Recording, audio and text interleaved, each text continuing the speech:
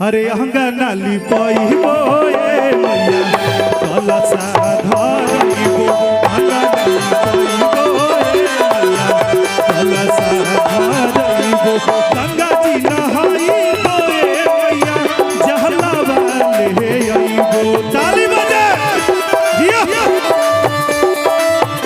एक मिनट।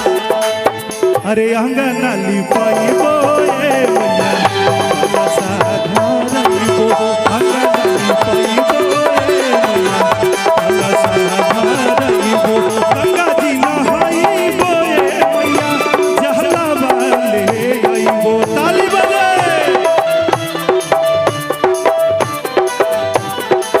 गंगा जी नहाइबो ए मैया जहलावा ले आइबो अंगना लिपाइबो ए मैया कलसा धरइबो अंगना लिपाइबो ए मैया कलसा।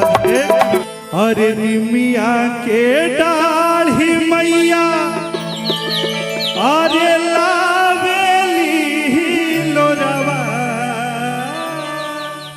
हो की झूमी रे झूमीना कि मैया मोरी गावेली गीतिया हो कि झूमी रे झूमीना। कितना सुंदर भजन है, मन प्रसन्न होला। लेकिन आज के डेट में जे फैशन बा हाई फाई जे लोग अपना के समझेला जीन्स टी शर्ट पहने वाली लड़की लोग मेहरारू लोग 4 गो लड़का के माई बाड़ी बाल रंगवावा तरी मेकअप मरावा तरी जीन्स पहन के उ जवान बन के घूमा तरी। बहुत फॉर्च्यूनर कार से संजय भैया हाई फाई मेहरारू लोग उतरतिया आ देखियो कैसे चलतिया आ कैसे प्रणाम करतिया। Hi Durga mom, hello Durga mom, कैसी हो दुर्गा मॉम? दुर्गा मॉम मैंने ये फ्लिपकार्ट से मंगवाया है ड्रेस, अच्छी लग रही हूँ ना? आजकल का ये फैशन हमारी से ही है कि लोग बात करेली। तो वही में मंदिरिया में जब हमरी के चाची गावत रही तो लड़कियों के संगे 2-4 गो लड़की सखी सहेली चलेली तो ऊ कहतिया अरे पिंकी पिंकी गाओ ना, तुम भी तो अच्छा गाती हो। तो चढ़ गई छत पे, अब गावती मंदिर में माई के गीत काहे की भजन होता। हाँ दिल तो पागल है, दिल दीवाना है, दिल तो पागल है, दिल दीवाना है, सारी सारी रात जगाता है रही, हंसाता है रही, बुलाता है।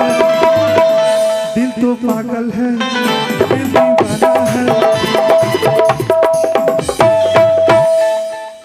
तो हमने के माई बहन लोग सुन के गाना के हंस दिहली तो लोग को लगा कि बहुत बढ़िया गा रही है।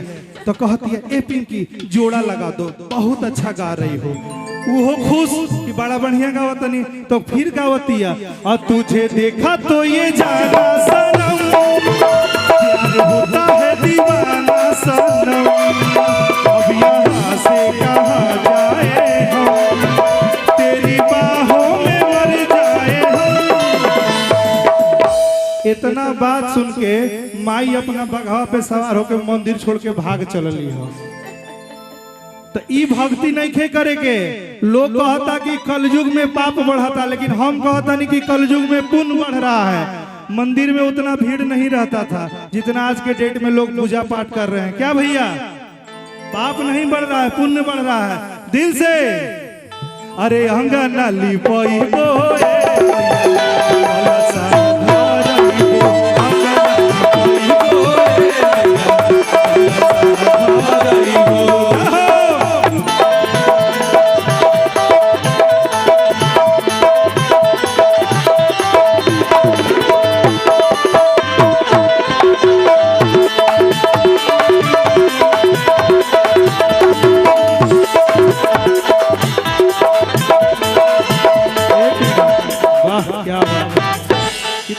गीत याद दिला दी मुझे कि निमिया के डाढ़ी मैया लावेली झुलुआवा आ झूले जब मैया जय जय बोलेला सेवकवा।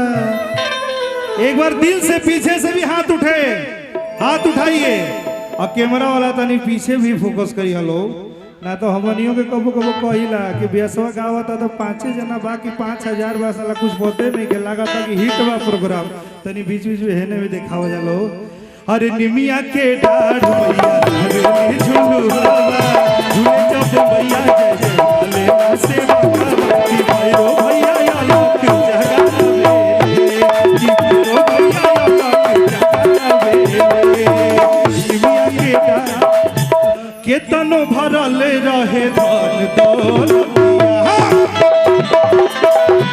ताली बजे केतनो भरल रहे धन दौलतिया माई के दुलार बिनिया बजा कतिया